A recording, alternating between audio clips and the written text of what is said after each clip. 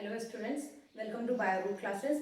हम लोगों ने इसमें मोनेरांस पढ़ लिया था। आज हमारे पास है आर.एच. व्हिटेकर के क्लासिफिकेशन में से Protista, fungi, Plantae and animalia.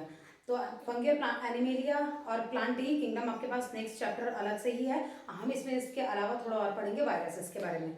तो सबसे पहले जैसे हमने मोनेरांस की ही बात की थी, तो उसमें हमने बैक्टीरिया सारा पढ़ लिया। एक चीज़ मैं आपको थोड़ा सा उसमें बता रही हूँ कि अगर हम बैक्टीरिया की ग्रोथ की बात करते हैं, बैक्टीरियल ग्रोथ की अगर हम बात कर रहे हैं, तो हम इसमें कुछ स्टेजेस लेते हैं। वो स्टेजेस क्या हैं?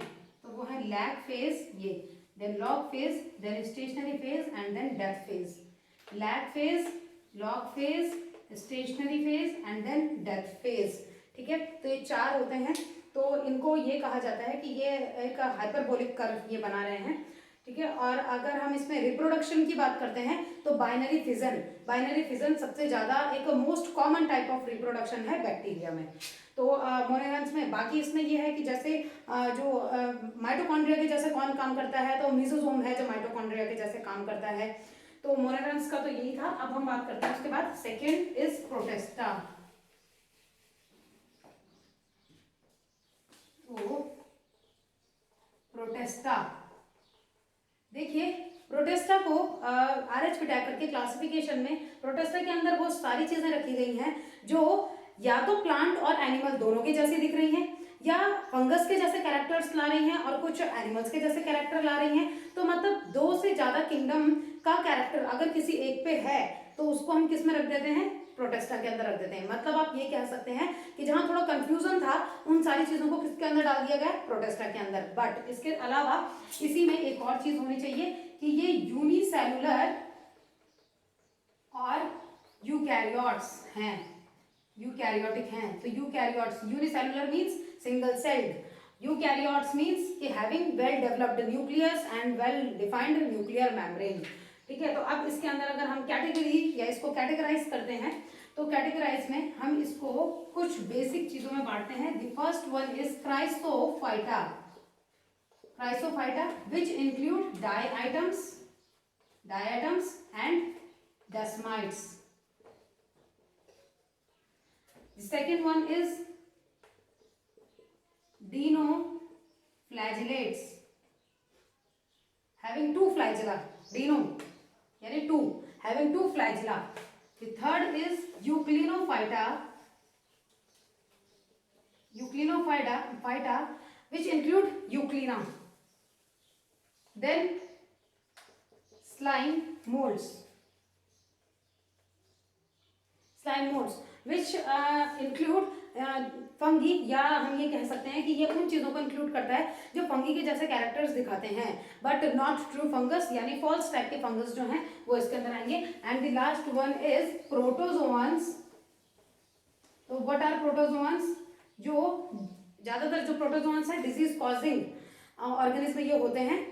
ठीक है, तो इसमें इसकी भी फिर अगेन फर्दर इसकी 4 कैटेगरी होती हैं कि क्या वो अमीबॉइड टाइप का है, अमीबा के जैसा है, या वो सीलिएटेड है, क्या उसमें सीलियास प्रेजेंट है फॉर मूवमेंट, या फ्लैजिलेटेड है, क्या उसके पास फ्लैजिला प्रेजेंट है फॉर मूवमेंट, या क्या वो स्पोर्स फॉर्म में है यानी स्पोरोजोन्स हैं। तो 4 टाइप के ये होते हैं। तो अभी हम एक एक करके इन सारी चीजों के बारे में पढ़ेंगे, बट कुछ कॉमन कैरेक्टर्स मैं इनके बारे में आपको बता देती हूँ कि देखिए अगर हम इनमें रिप्रोडक्शन की बात करें, सब में अगर हम रिप्रोडक्शन की बात करें तो sexual plus asexual reproduction both, ये दोनों की दोनों चीजों को क्या करते हैं? दिखाते हैं। फिर अगर मैं ये बात करती हूँ फॉर एग्जाम्पल यूक्लिनोफाइटा यानी यूक्लिनोइड की अगर मैं बात करती हूँ, यूक्लिना की मैं बात करती हूँ, तो यूक्लिना प्लांट के जैसा भी है, एनिमल के जैसा भी है। यानी हम कह सकते हैं it is a transition between plant and animal, कि प्लांट और एनिमल के जैसा है। अब क्यों है वो चीज मैं आपको अभी बताऊंगी आगे।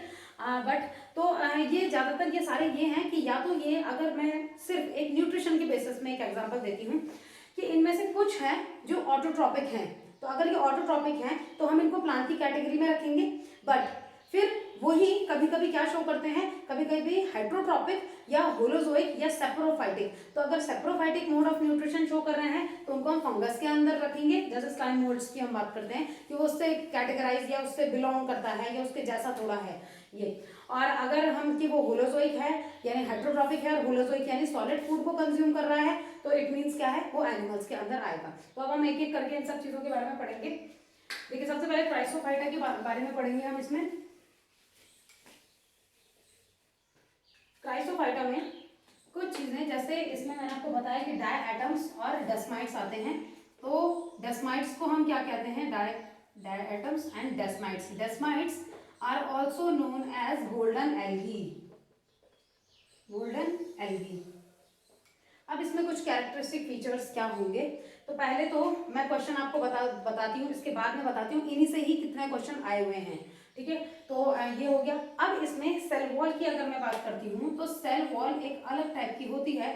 मैं यहाँ पे एक समझाने के लिए आपको एक टाइप का स्ट्रक्चर जैसा बना रही हूँ, जैसे सोप बॉक्स होता है इस तरीके से कि ये साबुनदानी जो होती है, तो आप इसको, मैं पूरा ही इस तरीके से कर रही हूँ।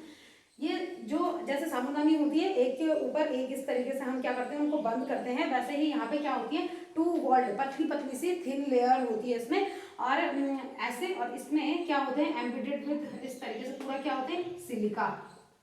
तो two layered overlapping, two overlapping layers इसमें होती हैं हैविंग सिलिका। क्वेश्चन बन रखा है यहाँ से। अब सिलिका की वजह से ये कैसे होते हैं, ये इनडिस्ट्रक्टेबल, ठीक है, अनडिस्ट्रक्टेबल, अनडिस्ट्रक्टेबल या इनडिस्ट्रक्टेबल, ये कैसे होते हैं, मतलब हम इसको आराम से तोड़ नहीं सकते क्योंकि इनके पास सिलिका होता है।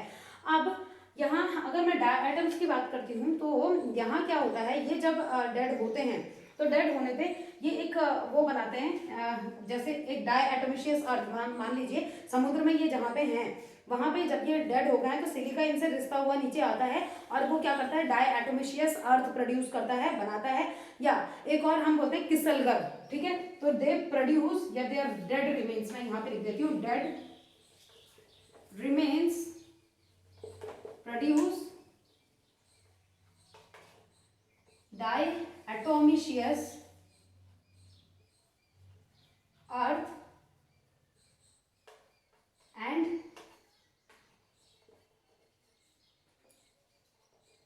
किसलगर,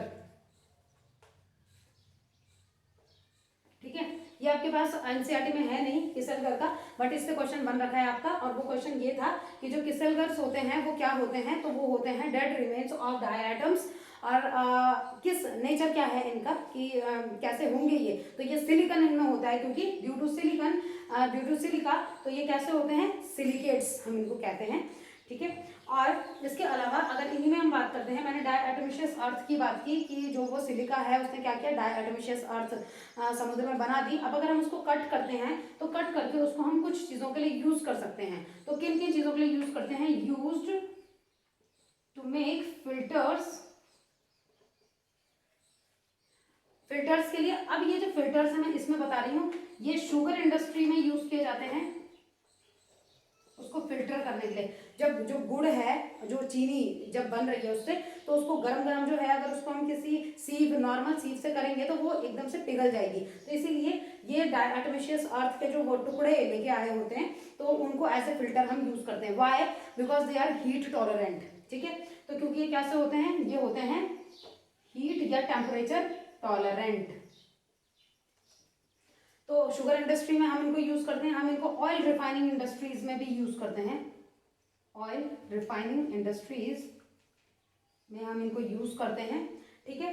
तो यहाँ क्या है, ये क्योंकि एज ए इंसुलेटर मटेरियल, मतलब कि ये इंसुलेशन के लिए हम इनको यूज कर सकते हैं, तो इसीलिए ये क्या करेंगे, यहाँ हम इनको यूज करते हैं, तो ये हमारे लिए बहुत बेनिफिशियल है। एक और क्वेश्चन जो यहाँ से बना ही है वो है, diatoms are the chief producer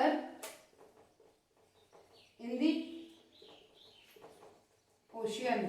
ocean में चीफ प्रोड्यूसर्स कौन है, तो वो कौन होंगे, डाई एटम्स, ठीक है। तो अब देखिए यहाँ मैं आपको बता दूं कि इसी से ही क्वेश्चन कहाँ कहाँ से बने हुए हैं, जो प्रीवियस ईयर क्वेश्चंस बने हैं वो कहाँ से बने। फर्स्ट वन इज ये डेस्माइट, गोल्डन एल्गी हम किसको कहते हैं, डेस्माइट। दूसरा ये इसके सेल वॉल पे क्वेश्चन बना हुआ है। सेल वॉल पे देखिए क्वेश्चन कैसे भी बन सकता है कि वो कौन है जिसमें 2 ओवरलैपिंग शेल्स प्रेजेंट होंगी उनकी सेल वॉल पे, तो वो आप बोल सकते हैं क्राइसोफाइटा होगा। या आपके पास आ सकता है इसमें कि उनकी जो सेल वॉल होती है, उनकी सेल वॉल पे क्या प्रेजेंट होता है उसके अंदर, या क्या एम्बिडेड, कौन सी चीज़ एम्बिडेड होगी, तो वो होती है सिलिका।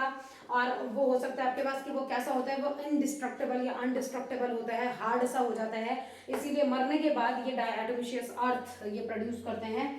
तो वो करते हैं, और उन्हीं एटोमिशियस अर्थ को हम फिल्टर पर्पस के लिए यूज करते हैं शुगर इंडस्ट्रीज में, ये शुगर इंडस्ट्रीज में, ऑयल रिफाइनिंग इंडस्ट्रीज में। और एक क्वेश्चन बना है कि जो डायटम होते हैं उनको हम क्या बोलते हैं, तो they are known as chief producer in the ocean. Ocean में चीफ प्रोड्यूसर है, यानी ओशियन में सबसे पहले जो खाना बनाने वाले ऑर्गेनिज्म थे, वो ऑर्गेनिज्म क्या थे, क्राइसोफाइटा, क्राइसोफाइट्स। ठीक है,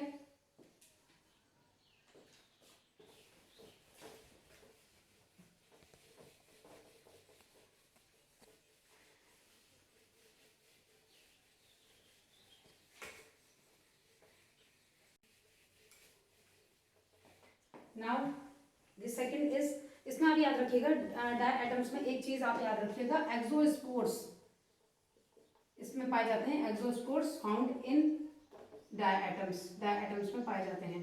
ठीक है, इससे क्वेश्चन बना हुआ भी है पहले का।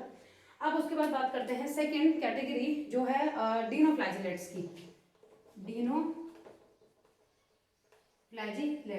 तो देखिए आपको नाम ही समझ में आ रहा है, 2 फ्लैजिला, हैविंग 2 फ्लैजिला, 2 फ्लैजिला इसमें है। तो 2 फ्लैजिला कैसे होते हैं, 1 longitudinal and 1 is transversal, 1 transversal. ठीक है, 2 फ्लैजिला इसमें पाए जाएंगे, एक लॉन्गिट्यूडिनल और एक ट्रांसवर्सल। अब इसमें है कि अगर मैं न्यूट्रिशन की बात करती हूँ यहाँ, तो न्यूट्रिशन इसका कैसा होगा, तो न्यूट्रिशन इसका कैसा होगा, ये ऑटोट्रॉपिक होते हैं, अपना खाना खुद ही बनाते हैं, या आप ये कह सकते हैं कि ये मतलब फोटोट्रॉपिक हैं, फोटोट्रॉपिक। ठीक है, तो अपना खाना ये खुद बनाएंगे। अब इसमें कुछ चीजें हैं कि ये क्या करते हैं, ये कलर चेंज करते हैं। ठीक है, तो having pigments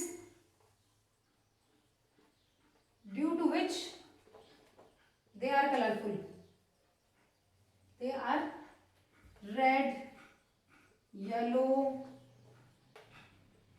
ग्रीन, या कुछ भी ऐसे मतलब इन कलर। ठीक है, ऐसे मतलब कुछ भी कलर के ये हो सकते हैं। तो क्यों हो सकते हैं, क्योंकि इनके पास पिगमेंट्स प्रेजेंट है, they have colourful pigments. But मतलब कोई भी एक जो है, इसमें एग्जांपल मैं आपको देती हूँ। एग्जांपल यहाँ पे है रेड डीनोफ्लैजिलेट्स की बात करते हैं हम, डीनोफ्लैजिलेट। तो ये क्या प्रोड्यूस करता है, इसको हम नाम देते हैं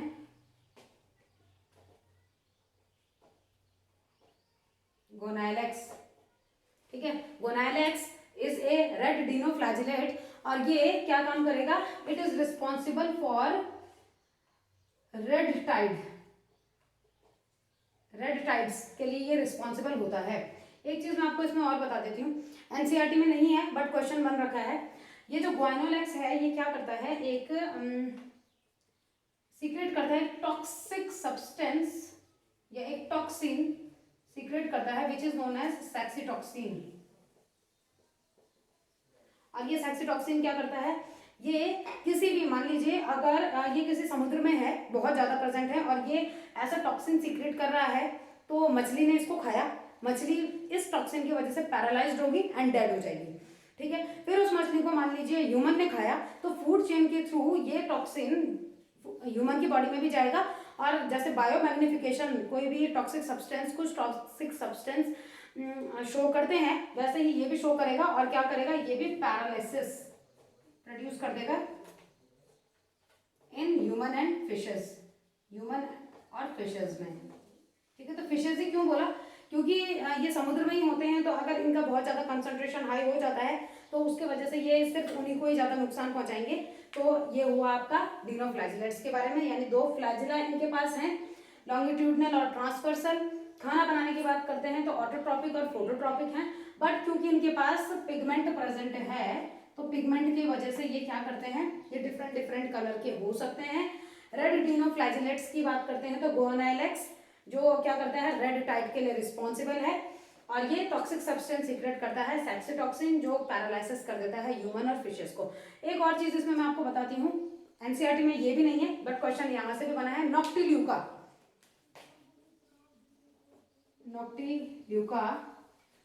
नॉक्टिल्यूका एक ऐसा डिनोफ्लैजिलेट है, it is also a dinoflagellate which is known as night light. इसको नाइट लाइट कहा जाता है, ये कुछ लोग इसको घोस्ट भी कहते हैं, सी घोस्ट भी कहा जाता है। क्यों? रात के टाइम पे थोड़ा चमकने, बायोल्यूमिनेसेंस टाइप की, मतलब इसका जो कलर है, इस कलर की वजह से थोड़ा चमकता हुआ नजर आता है, तो इसीलिए इसको सी घोस्ट भी कह दिया जाता है, या इसको नाइट लाइट के नाम से जाना जाता है।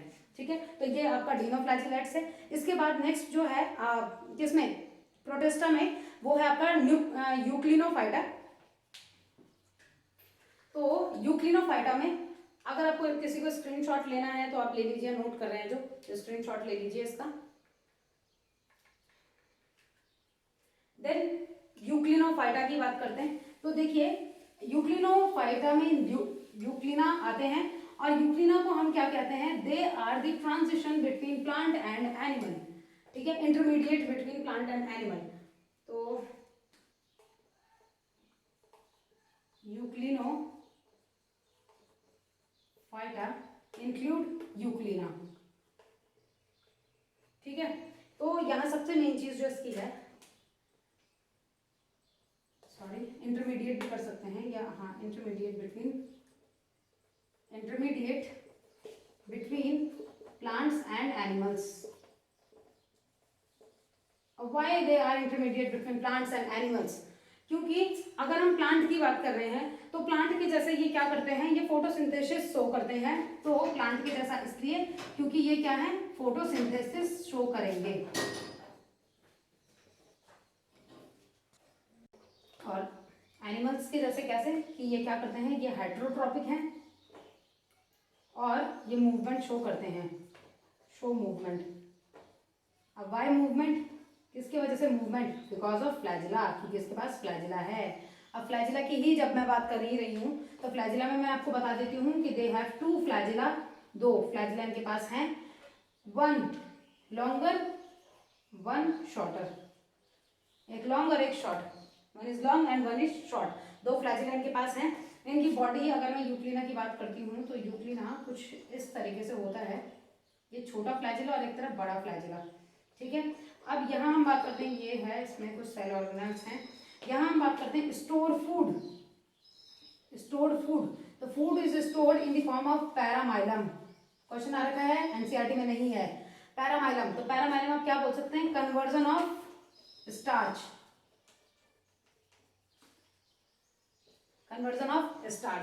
ठीक है, तो स्टोर फूड यहाँ पे क्या है, पैरामाइलम। नेक्स्ट अब सेल वॉल की बात करते हैं, या ये बात करते हैं कि ये रहते कहाँ पे हैं, इनके हैबिटाट की बात करते हैं। तो हैबिटेट में ये फ्रेश और स्टेगनेंट, रुके हुए पानी में रहना पसंद करते हैं, स्टेगनेंट वाटर, ऐसे पानी में ये रहना पसंद करते हैं। नेक्स्ट इनकी सेल वॉल की बात करते हैं, तो सेल वॉल यहाँ पे एब्सेंट है, बट प्रोटीन की लेयर प्रेजेंट है कॉल्ड पैलिकल भी आप बोल सकते हैं, pellicle is present which gives flexibility, जो इसको फ्लेक्सिबिलिटी प्रोवाइड करता है। तो क्या, pellicle gives flexibility, pellicle flexibility provide करता है इसको। तो अब देखिए सेल वॉल की बात करते हैं, सॉरी डाई एटम्स की सेल वॉल मैं बताना भूल गई आपको। डाई एटम्स की जो सेल वॉल होती है वो होती है स्टिफ्ड सेलुलोजिक प्लेट, ठीक है, स्टिफ सेलुलोजिक प्लेट है। मैं तीनों में आपको दोबारा डिफरेंस बता रही हूँ। हमने बात की थी, अभी तक हमने 3 प्रोटिस्टा पढ़े हैं। क्राइसोफाइटा में बात की, हमने कहा उसकी जो सेल वॉल है having 2 overlapping layers embedded with silica. Second जो ये डिनोफ्लैजिलेट्स की हम बात करते हैं, तो डिनोफ्लैजिलेट्स में हम क्या कह रहे हैं कि वहाँ उसके पास क्या होते हैं, स्टिफ्ड सेलुलोजिक सेल वॉल होती है, स्टिफ्ड सेलुलोजिक सेल वॉल इन डिनोफ्लैजिलेट्स। और उसके बाद अगर यूक्लिना की बात करते हैं, तो यूक्लिना की जो सेल वॉल होती है वो है ही नहीं, cell wall is absent. But cell wall की जगह में एक लेयर प्रेजेंट होती है which is known as pellicle या पैलिसिल। एंड ये पैलिसिल क्या करती है, it gives flexibility to the euglena या यूक्लिनोफाइटा, जो भी यूक्लिनोफाइटा में आते हैं। अब एक चीज है कि their pigments are similar to higher plants, higher plants के जैसे होते हैं। एग्जाम्पल किसमें, यूक्लिना। यूक्लिना में जो पिगमेंट्स होते हैं वो क्या है, pigments similar to higher plants. जो हायर प्लांट्स हैं उनके जैसे पिगमेंट्स सिमिलर हैं, ठीक है। तो इसीलिए हम क्या बोलते हैं, ट्रांजिशन। किसमें, ट्रांजिशन में हमने प्लांट के जैसा भी इसे लिया है, और एनिमल के जैसे क्यों, क्योंकि फ्लैक्सिल, ये क्या करते हैं, फ्लैजिला है मूवमेंट के लिए, और ये क्या करते हैं। और जो आप यहाँ भी देखिए ये हेट्रोट्रॉपिक हैं, तो अगर प्लांट की बात करते हैं तो प्लांट हेट्रोट्रॉपिक नहीं होंगे। इसमें मैं आपको एक चीज और बताती हूँ। देखिए यूक्लिना, एनसीईआरटी में ये चीज नहीं है। यूक्लिना की अगर हम बात करते हैं कि कोई तालाब है, फ्रेश वाटर होना चाहिए वहां पे, और स्टेगनेंट, रुका हुआ पानी।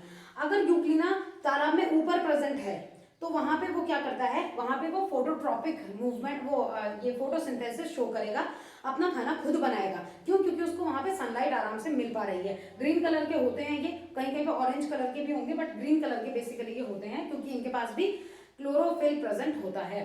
और अगर ये तालाब में नीचे प्रेजेंट है जहां सनलाइट नहीं जा पा रही है, यानी deep सैडी part of the pond कहें हम, तो वहां ये क्या काम करेंगे, वहां ये खुद से अपना खाना तो बना नहीं सकते, तो ये दूसरी चीजों पे डिपेंड होंगे। तो ये दोनों जैसा न्यूट्रिशन शो कर सकते हैं, फोटोट्रॉपिक एंड हेट्रोट्रॉपिक। स्क्रीनशॉट लेना है तो ले लीजिए, नोट करना है तो देख लीजिए। नेक्स्ट, इसके बाद इसी की ही कैटेगरी है slime molds, and then last one is protozoans. तो स्लाइमोल्ड्स की बात करते हैं अब।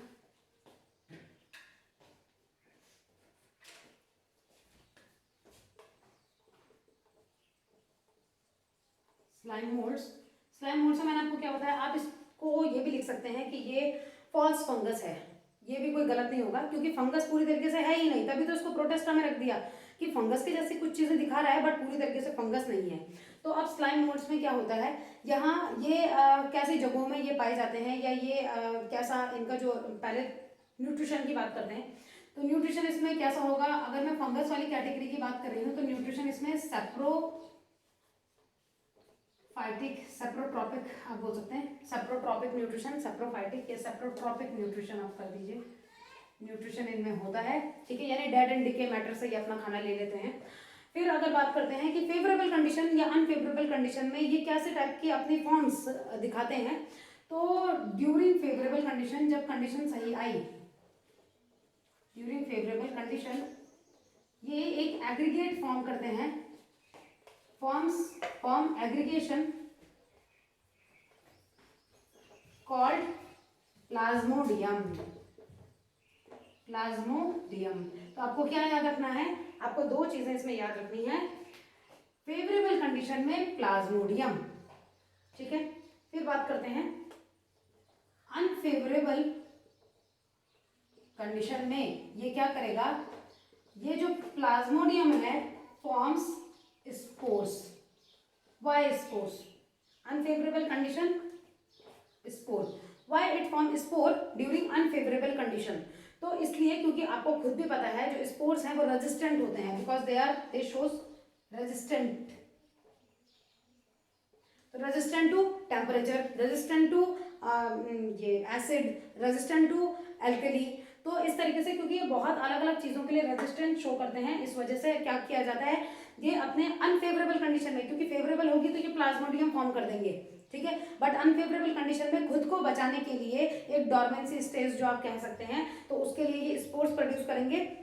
रिकॉल, याद कीजिए, बैक्टीरिया में मैंने बताया था आपको एंडोस्पोर्स, दे फॉर्म एंडोस्पोर्स। तो एंडोस्पोर्स की वजह से क्या होता है, वहां मैंने आपको बताया था ऑटोक्लेव में अगर हमने उसको कितने में रख दिया, 121 डिग्री सेल्सियस में भी गर्म किया, तो बैक्टीरिया चाहे खत्म हो जाए, बट उसके अंदर का जो एंडोस्पोर है वो एंडोस्पोर खत्म नहीं होता। किसका कैरेक्टरिस्टिक फीचर बताया था, बैसिलस रॉड शेप बैक्टीरिया का ये कैरेक्टरिस्टिक फीचर माना जाता है, ठीक है। तो ये हो गया आपका स्लाइम मोल्ड में। अब उसके बाद फिर बात करते हैं the last category which is protozoans. तो प्रोटोजोअन्स क्या होते हैं, ये डिजीज पैदा करने वाले जो ऑर्गेनिज्म होंगे वो इसके अंदर आते हैं। तो 4 कैटेगरीज में है, एक amoeba, amoeboid, ciliated, flagellated and स्पोरोजोअन्स type. तो इसको देख लीजिए, अगर नोट करना है किसी को तो स्क्रीनशॉट ले रहे हैं तो स्क्रीनशॉट ले लीजिए।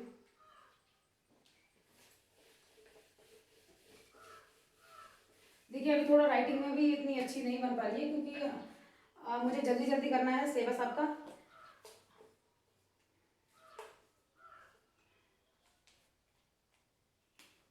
प्रोटोजोन्स, तो प्रोटोजोन्स में हम क्या कह सकते हैं, आपको सिंपल सा है कि डिजीज कॉजिंग पैथोजन इसमें आते हैं, डिजीज कॉजिंग एनिमल्स या ऑर्गेनिज्म आप बोल सकते हैं क्योंकि ये थोड़े बड़े होते हैं, मतलब माइक्रो ऑर्गेनिज्म आप नहीं बोलेंगे यहाँ पे क्योंकि माइक्रो ऑर्गेनिज्म से तो ये बड़े हैं, इसीलिए बैक्टीरिया हो गया, वायरस हो गया, फंगस हो गया, तो ये इसके अंदर नहीं आ रहे हैं क्योंकि माइक्रो ऑर्गेनिज्म नहीं, इसमें ऑर्गेनिज्म आएंगे।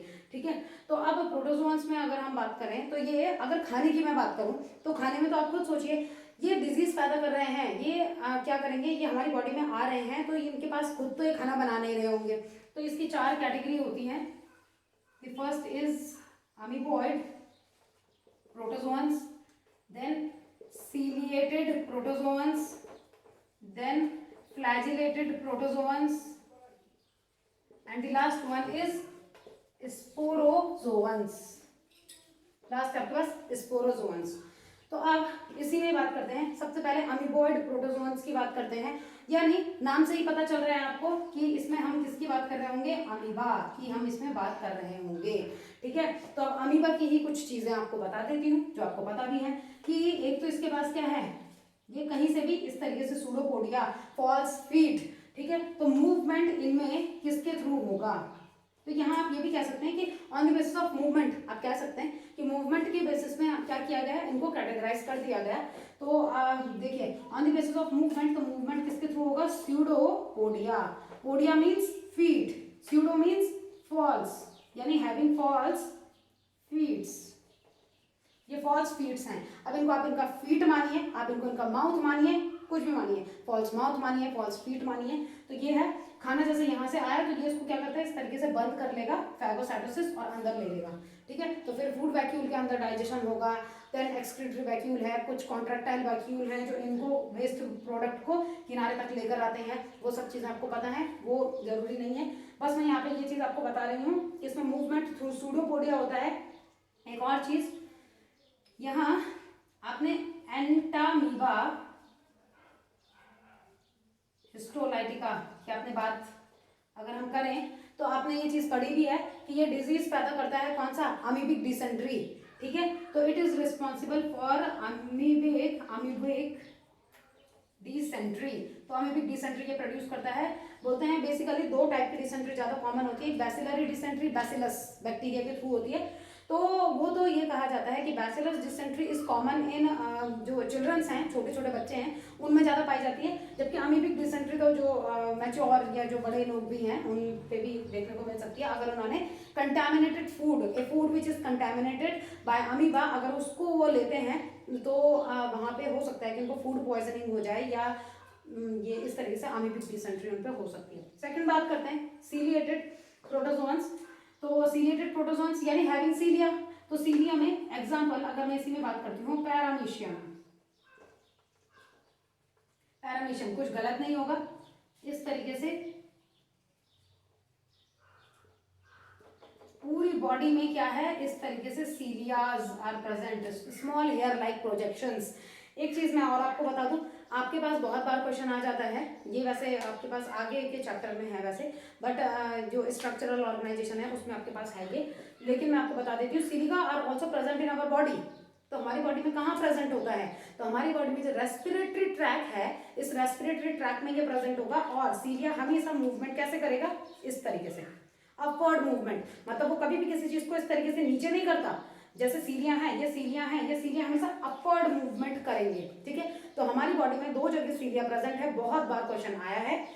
The first is in respiratory tract, ताकि जो डस्ट पार्टिकल या पैथोजन अंदर जा चुके हैं तो म्यूकस उनको क्या करे, अपने साथ इस तरीके से सीलिया म्यूकस के साथ उनको ये नेक तक लेकर आए, या जो हम जब स्पिट करते हैं तो उसके थ्रू वो बॉडी से बाहर फेंक दिया जाए। सेकंड है कि फीमेल की फैलोपियन ट्यूब में जब हम बात करते हैं कि जो एग है, एग को क्या किया, जैसे ओवरी है कि मान लीजिए ये ओवरीज हैं, ठीक है, ये ओवरी है, एक ओवरी है, इस तरीके से फिम्बरी होती है, फिंगर लाइक प्रोजेक्शन जो एग को कलेक्ट करती है, फिंगर लाइक प्रोजेक्शन, और वो फिंगर लाइक प्रोजेक्शन इस तरीके से घूम के एम्प्यूला, इस्थेमस रीजन, और फिर इस तरीके से घूम के क्या कहाँ जाती है, वो यूट्रस होता है इधर। तो जब वो यहाँ से एग कहाँ यूट्रस में जा रहा है तो किसके through, because fallopian tube also contain, यानी ओविडक्ट ऑल्सो कंटेन सीलियास, और वो सीलियस इस तरीके से मूवमेंट कराएंगे, अपवर्ड मूवमेंट करवाएंगे, और तब क्या होगा, एग को यूट्रस में भेज दिया जाएगा।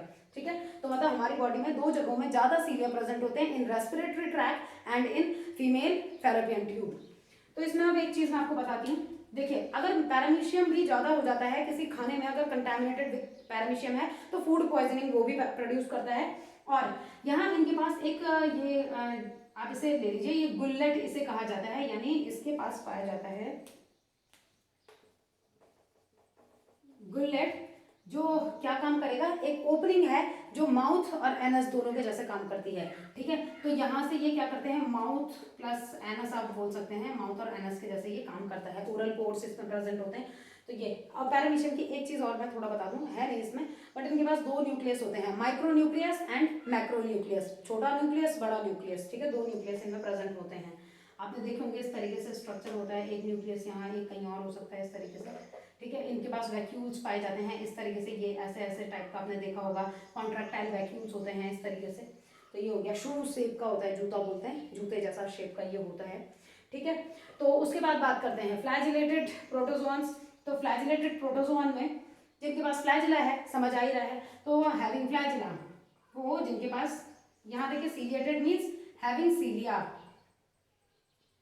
यहाँ सीलिया था, यहाँ हैविंग फ्लैजिला, जिनके पास फ्लैजिला होगा। तो इसमें कौन कौन से एग्जाम्पल आ जाते हैं, एक तो ट्रिप्नोसोमा, ट्रिप्नोसोमा, ट्रिप्नोसोमा क्या प्रोड्यूस करता है, स्लीपिंग सिकनेस, पता है आपको स्लीपिंग सिकनेस, ये देखा जाता है कि अफ्रीका वगैरह में ज्यादा होता है। और इसमें होता क्या है, स्लीपिंग सिकनेस का मतलब ये नहीं है कि बार बार नींद आ रही है, इसमें ये होता है इंसान को झटके लगते रहते हैं बट वो सो नहीं पाता। ठीक है, उसे, और टीटी फ्लाई जो है वो इसका क्या है, मीडिएटर या आप वेक्टर कह सकते हैं। तो ये क्या होता है कि यहाँ ये क्या करेगा, स्लीपिंग सिकनेस में इंसान को झटके लगते रहेंगे बट वो सो नहीं पाता है। ठीक है, तो ट्रिप्नोसोमा हो गया, या एक मैंने आपको क्वेश्चन जो पहले ही सॉल्व करा दिया था, लसमैनिया डोनोवेनी, डोनोवेनी। ठीक है, तो लेस्मानिया भी इसी कैटेगरी में है। तो एक ये हो गया, एक ये हो गया, दोनों, यानी फ्लैजिला, यानी आप इस तरीके से, जैसे कोई भी ये है और इस तरीके से, तो जो ट्रिप्नोसोमा होता है वो थोड़ा इसी टाइप का होता है। तो फ्लैजिला उनके पास है, तो मूवमेंट थ्रू फ्लैजिला। फिर स्पोरोजोन्स की बात करते हैं, तो स्पोरोजोन्स में हम क्या कहते हैं, जो स्पोर्स की फॉर्मेशन करते हैं, इसमें आता है प्लाज्मोडियम। तो प्लाज्मोडियम जो क्या करता है, मलेरिया प्रोड्यूस करता है, प्लाज्मोडियम कॉज मलेरिया। ठीक है, तो अगर मैं इनमें बात करूं तो देखिए यहाँ हमने बोला अमीबॉइड वाला जो है वो अमीबिक डिसेंट्री प्रोड्यूस कर रहा है, अमीबिक डिसेंट्री प्रोड्यूस कर रहा है, जो ये है फूड पॉइजनिंग प्रोड्यूस कर रहा है, जो ये है फ्लैजिलेटेड वो ट्रिप्नोसोमा स्लीपिंग सिकनेस प्रोड्यूस कर रहा है। वैसे ही अगर स्पोरोजोन्स की बात कर रहे हैं, यानी विच प्रोड्यूस स्पोर्स, और स्पोर्स में प्लाज्मोडियम हो गया, और इसका बेस्ट एग्जाम्पल हो गया मलेरिया। एक इसमें आप ये देखिए, लसमानिया जो है ये क्या प्रोड्यूस करता है, ये हम पे कौन से डिजीज करता है, बाकी सब तो हो गए। काला अजर आपने सुना होगा, काला अजर जिसको हम क्या बोलते हैं, ब्लैक फीवर, तो ये ब्लैक फीवर के लिए रिस्पॉन्सिबल है। ठीक है, तो ये हो गया आपके प्रोटोजोन्स, जो सारे के सारे हमने देख लिया कि डिजीज प्रोड्यूस करते हैं। ये इसमें याद रखिएगा कि गुल्लेट जो होता है वो एक ओपनिंग है जो सेल मेम्ब्रेन से बाहर निकली हुई है। ठीक है, और यहीं से ही क्या होता है, माउथ और एनस के जैसे एक्ट करती है। यहाँ स्यूडोपोडिया है जो फॉल्स माउथ या फॉल्स फीट आप कह सकते हैं। यहाँ फ्लैजिला है मूवमेंट के लिए, ट्रिप्नोसोमा स्लीपिंग सिकनेस प्रोड्यूस करता है, लसमानिया काला अजर यानी ब्लैक फीवर प्रोड्यूस करता है।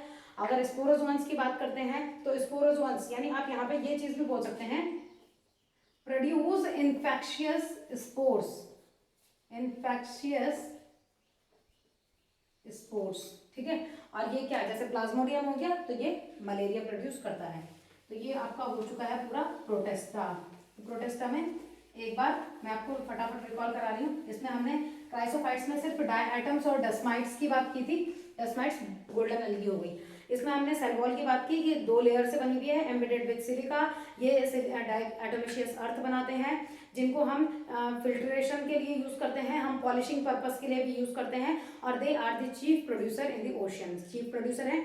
सेकंड फिर डिनोफ्लैजिलेट्स, जिनके पास 2 फ्लैजिला हैं, जो अपना खाना तो खुद बनाते हैं बट कलरलेस हैं, ठीक है। और इसमें ग्वाइनोलेक्स जो कि रेड डिनोफ्लैजिलेट है और ये डिजीज भी प्रोड्यूस करता है।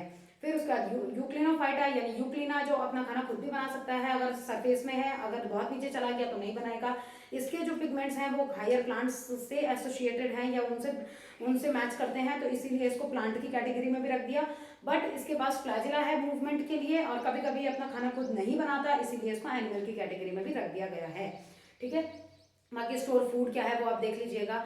तो और उसमें सेल वॉल नहीं होती है, एक पैलिसिल की लेयर होती है जो उसको फ्लेक्सिबिलिटी प्रोवाइड करती है।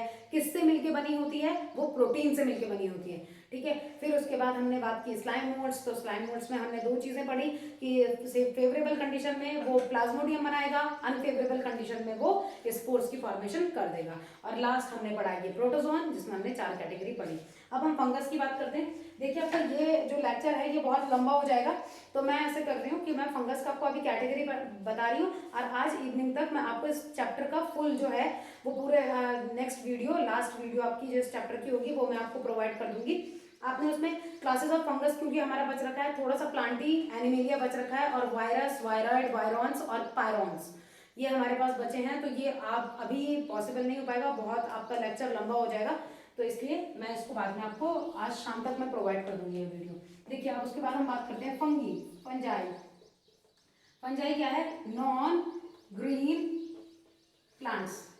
नॉन ग्रीन प्लांट्स हैं, ग्रीन नहीं है, नॉन ग्रीन है, तो इसको क्या बोलते हैं हम? हेटेरोट्रॉप्स। हेटेरोट्रॉप्स हैं, दूसरों से खाना लेते हैं। अब हेटेरोट्रॉप में ये सेप्रोट्रॉप भी हो सकते हैं, सेप्रोट्रॉपिक भी हो सकते हैं, ये पैरासिटिक भी हो सकते हैं, ठीक है। किसी जिंदा चीज से खाना ले सकते हैं, किसी मरी हुई चीज से खाना ले सकते हैं। फिर उसके बाद कि अब मैं न्यूट्रिशन में बताती हूँ। न्यूट्रिशन जैसे मान लीजिए फंगस, कोई भी फंगस है, ये मान लीजिए फंगस हो गई। फंगस किस तरीके से न्यूट्रिशन जो इनका है इसको हम क्या बोलते हैं? Absorptive mode of nutrition. Absorptive mode of nutrition. Why it is known as absorptive mode of nutrition? Because ये मान लीजिए डेड मैटर है, इससे डेड मैटर से खाना किस तरीके से लेना है? ये क्या करेगा? अपने जो डाइजेस्टिव एंजाइम्स हैं उन डाइजेस्टिव एंजाइम्स को ये यहाँ से क्या करता है? सीक्रेट करता है, और इस वाले जो डेड मैटर है इसको क्या करेगा? धीरे धीरे डाइजेस्ट करना शुरू करेगा। जैसे ही ये डाइजेस्ट हुआ और ये सिंपल फॉर्म में कन्वर्ट हुआ, ये तुरंत उसको एब्जॉर्ब कर लेगा, ठीक है। तो एब्जॉर्बिव मोड ऑफ न्यूट्रिशन, इसीलिए इसको कहा गया है। फिर नेक्स्ट बात करते हैं, इनकी फॉर्म्स की बात करते हैं। तो देखिए ये है यूनिसेलुलर भी है, ओनली ईस्ट, सिर्फ ईस्ट, जिसमें आपके पास है नहीं ज्यादा, बट ये क्या शो करते हैं? Budding, chain of bird, budding chain of, ठीक है, चेन ऑफ बडिंग, ये चेन ऑफ बर्ड इसको कहते हैं। आपने इस तरीके का स्ट्रक्चर देखा होगा, ये ऐसा ऐसा इस तरीके से क्वेश्चन बन जाता है, इसलिए बता रही हूँ आपको। ये सिर्फ यूनिसेलुलर है yeast, otherwise all are multi cellular, all others are multi cellular. Multi cellular है यानी having more than 1 cell in their body, ठीक है। फिर उसके बाद ठीक है, खाने का हमने देख लिया इसमें। अब हम इसमें कुछ फॉर्म्स देखते हैं कि ये कैसे रह सकते हैं, क्या ये अकेले रहते हैं, क्या ये कॉलोनी, या क्या ये पार्टनरशिप में रहते हैं? तो यस, ये पार्टनरशिप में रहते हैं, और पार्टनरशिप में ये 2 चीजें हम इसमें बोलेंगे। एक होता है, first is lichens and the second is mycorrhiza. Mycorrhiza, तो लाइकेंस क्या है? Association between fungi and algae, fungi plus algae. अब मैं आपको यहाँ एक चीज बताती हूँ। देखिए क्वेश्चन इससे बहुत बार आया है, क्योंकि यही आपके पास प्लांट फिजियोलॉजी में भी आने वाला है, और आपके पास ये इस आपसे पहले एक 1 ईयर जो प्रीवियस ये वाला था, इसमें क्वेश्चन आया था कि जो पाइनस सीड है वो क्यों जर्मिनेट नहीं कर पाता।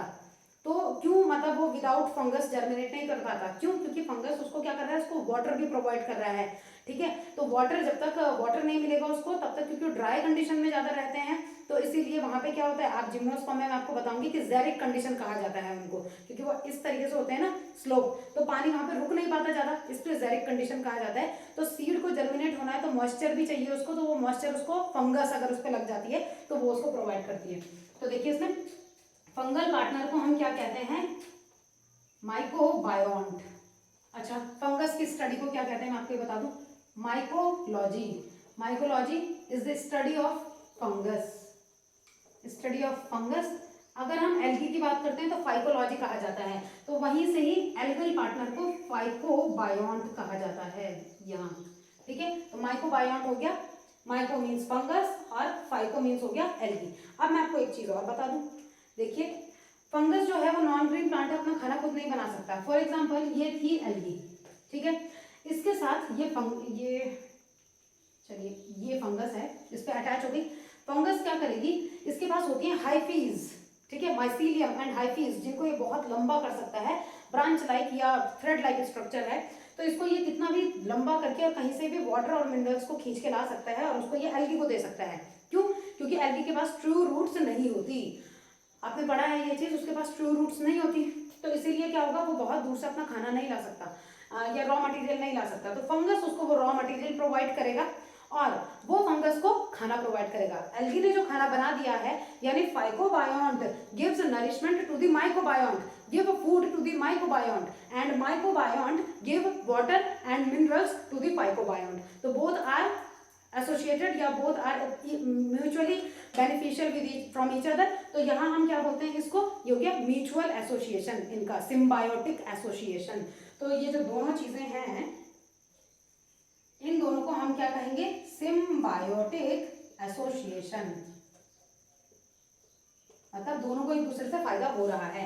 अब माइकोराइजा की बात करते हैं, तो माइकोराइजा में यही हो गया association between fungi and myco means, यहाँ याद रखिए, देखिए फंगी, राइजा मीन्स रूट्स। अब किसकी रूट्स की बात हो रही है, फंगस की रूट्स की बात तो हो नहीं रही है, ठीक है। तो association between fungi plus roots of higher plants, higher plants, जैसे आपने सुना होगा coralloid root pattern in Cycas, Cycas में जो कोरोलॉइड रूट का पैटर्न होता है तो वो भी ऐसा ही है, वैसे ही माइकोराइजल रूट पैटर्न, ठीक है। तो ये हो गया आपका। अब इसकी फॉर्म्स की बात करेंगे, इतना स्क्रीनशॉट लेना है तो ले लीजिए। देखिए नॉन ग्रीन प्लांट है, हेटेरोट्रॉप्स अपना खाना खुद नहीं बनाते हैं, कैसे भी ले सकते हैं खाना अपना, एब्जॉर्बिंग मोड ऑफ न्यूट्रिशन ज्यादा शो करते हैं, और यूनिसेलुलर सिर्फ ईस्ट है वो बडिंग शो करता है, बाकी मल्टीसेलुलर है। एसोसिएशन सिम्बायोटिक एसोसिएशन में रहते हैं by mycorrhiza, by the formation of mycorrhiza या लाइकेंस। और दोनों देख लीजिए कि किसको माइकोबायोन्ट कहते हैं, किस पार्टनर को, तो fungal partner is known as mycobiont, algal partner is known as phycobiont. तो ये हो गया आपका। अब इसमें हम बात करते हैं कि इसके फॉर्म्स, जो मतलब इसका जो स्ट्रक्चर है वो स्ट्रक्चर कैसा है। तो यहाँ इसमें हाइफीज होती हैं,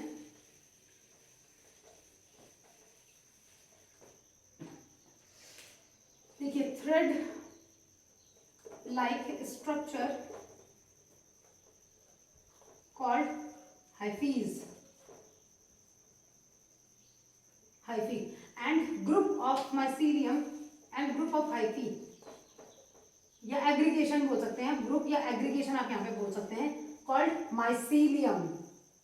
तो ये क्या है, मान लीजिए जैसे कि फंगस है, फंगस में हाइफी इस तरीके से जाएगी और दूर से न्यूट्रिशन को ला सकती है, या फंगस किसी भी एक दूसरा प्लांट है इसके साथ ग्रो हो रखी है, तो यहाँ से फंगस बहुत दूर दूर तक अपने हाइफी और माइसीलियम के थ्रू क्या करेगी, जाके और न्यूट्रिशन को लेके आ सकती है, ठीक है। अब इसमें बात करते हैं जो इसका रिप्रोडक्शन है, तो reproduction in fungus, 3 type of reproduction इसमें चलता है। The first is asexual reproduction, the second is sexual reproduction, and the third is vegetative reproduction, vegetative reproduction। तो अगर हम बात करते हैं यही कि जो asexual reproduction है ये 3 स्टेजेस में होता है, उसको मैं बाद में आपको बताती हूँ। जो सेक्सुअल होता है, सॉरी, जो सेक्सुअल रिप्रोडक्शन है, देखिए इसमें ये भी स्पोर्स के थ्रू होता है, ये भी स्पोर्स के थ्रू होता है, लेकिन स्पोर्स डिफरेंट टाइप के हैं। एसेक्सुअल स्पोर्स और ये सेक्सुअल स्पोर्स के थ्रू होगा। वेजिटेटिव रिप्रोडक्शन की अगर मैं बात कर लेती हूँ तो यहाँ मैं बर्डिंग की बात कर सकती हूँ कि बर्डिंग के थ्रू ये क्या करेंगे, मतलब जो रिप्रोडक्शन है बर्डिंग के थ्रू ये करेंगे। दूसरा बर्डिंग, तो बर्डिंग तो इन ईस्ट आपको पता ही है। दूसरा फ्रैगमेंटेशन, फ्रैगमेंट्स में डिवाइड हो जाएगी, body is divided into fragments and each fragment is responsible for giving rise to the new individual. तो fragmentation and the third is fission, ठीक है। तो इस तरीके से ये क्या कर सकते हैं, वेजिटेटिव रिप्रोडक्शन शो कर सकते हैं। Asexual reproduction through asexual spores, that is conidia, conidia किसके थ्रू, कोनिडिया कोनिडियोफोर यानी Penicillium, Penicillium asexual reproduction conidia के थ्रू करता है। और जाइगोस्पोर्स, जूस्पोर्स, सॉरी जूस्पोर्स, ठीक है। सेक्सुअल रिप्रोडक्शन अकर थ्रू सेक्सुअल स्पोर्स, तो आपको ये स्पोर्स याद रखने कि कौन से एसेक्सुअल है कौन से सेक्सुअल है। तो एक सेक्सुअल रिप्रोडक्शन में एक आप बात करेंगे oospores, then ascospores and then the last is Basidiospores। तो ये अभी हम क्लासेस में पढ़ेंगे, जैसे ऊ माइकोटा हो गया, एस्को माइकोटा हो गया, बेसिडियो माइकोटा हो गया, उन क्लासेस में ये वाले रिप्रोडक्शन होते हैं। तो रिप्रोडक्शन के बेसिस पे ही क्या किया गया, उनको नाम दे दिया गया। और फिर इसके बाद कि यहाँ मैं सेक्सुअल रिप्रोडक्शन अब आपको बता रही हूँ। सेक्सुअल रिप्रोडक्शन अगर in three stages, the first is plasmogamy, the second is karyogamy and the third one is meiosis। तो आप इतना नोट करना है तो इतना नोट कर लीजिए।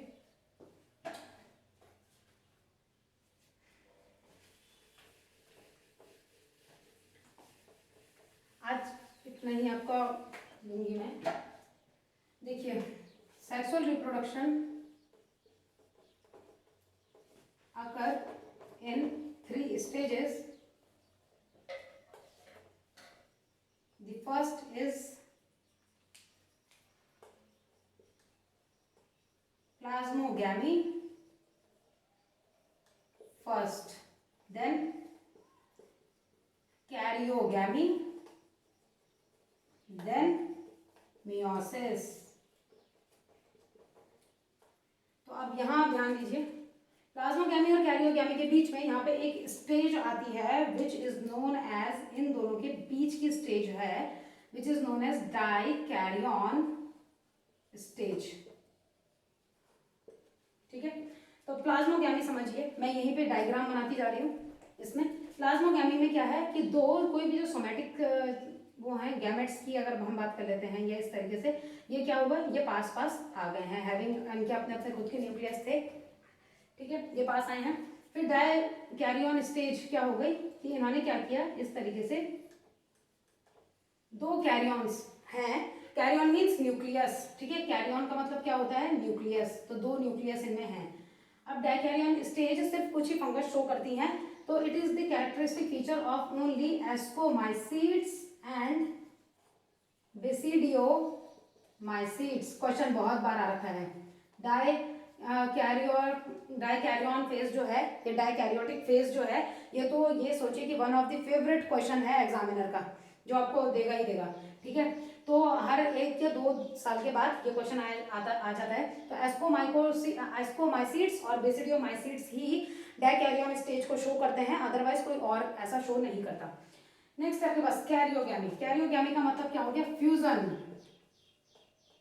बिटवीन 2 डिफरेंट न्यूक्लियस या 2 न्यूक्लियस ही हम कर देते हैं, 2 गैमेटिक न्यूक्लियस, ठीक है। 2 गैमेटिक न्यूक्लियस जो हैं, यानी अब यहाँ पे स्टेज आई है कि ये पूरा एक सेल जैसा बन गया है और इन दोनों के बीच में फ्यूजन हो गया है, और अब इन्होंने क्या किया, ये पूरा कंप्लीट फ्यूजन के बाद इन्होंने एक ही बन गए हैं। देन मियोसिस यानी रिडक्शन डिवीजन होगा, रिडक्शन डिवीजन। तो आप खुद सोचिए, NN 2N मियोसिस हुई, अगेन हाइप्लॉइड स्पोर प्रोड्यूस। तो ये आपको याद रखना है कि sexual reproduction in fungus is divided into 3 stages. The first is plasmogamy, then the second one is karyogamy, the third one is meiosis. तो इन दोनों के बीच की स्टेज है डायकैरियन स्टेज, जो सारे फंगस शो नहीं करते। फंगस की भी बहुत कैटेगरी है, आपके पास एनसीईआरटी में कम कैटेगरीज दी हुई हैं, ठीक है। तो डायकैरियन स्टेज सिर्फ एस्कोमाइसिट्स और बेसिडियोमाइसिट्स शो करेंगे, जहां पे 2 कैरियन एक ही सेल के अंदर हैं, लेकिन वो फ्यूज नहीं हुए हैं अभी, जबकि ऐसा होता नहीं है। जैसे ही गैमेट्स के जो न्यूक्लियस हैं वो आप पास पास आए तो वो फ्यूज कर जाते हैं, बट यहाँ पे कुछ टाइम तक ये रहते हैं। It is known as diakaryotic phase और dikaryon stage. Okay, then fusion इनके बीच में होगा, न्यूक्लियस के बीच में, और उसके बाद मियोसिस यानी रिडक्शन डिवीजन होगा। तो रिडक्शन डिवीजन से हाइप्लॉइड स्पोर्स प्रोड्यूस हो जाएंगे। अब आपके पास क्लासेस ऑफ फंगस हैं। देन किंगडम प्लांटी थोड़ा सा है अभी, किंगडम एनिमेलिया थोड़ा सा है, फिर वायरस, वायरॉइड्स, पायरॉन्स और ये प्रियॉन्स हो गया आपके पास। तो ये आपके पास अभी है, इस लेसन में आपके पास बहुत लंबा ही हो जाएगा, तो मैं आज इवनिंग तक आपको नेक्स्ट वीडियो प्रोवाइड कर दूंगी। तो पढ़िए, नहीं कहीं पे कुछ समझ आए तो कमेंट बॉक्स पे कमेंट कीजिए, और बेल आइकन जरूर प्रेस कर लीजिएगा ताकि आपके पास नोटिफिकेशन आता रहे, क्योंकि क्रैश कोर्स है और मुझे जल्दी जल्दी कोर्स कंप्लीट करना है। तो एक दिन में हो सकता है कि मैं कभी कभी 2-2 वीडियोस भी आपके डालूं, तो इस पर बेल आइकन प्रेस जरूर कर दीजिएगा। Thank you.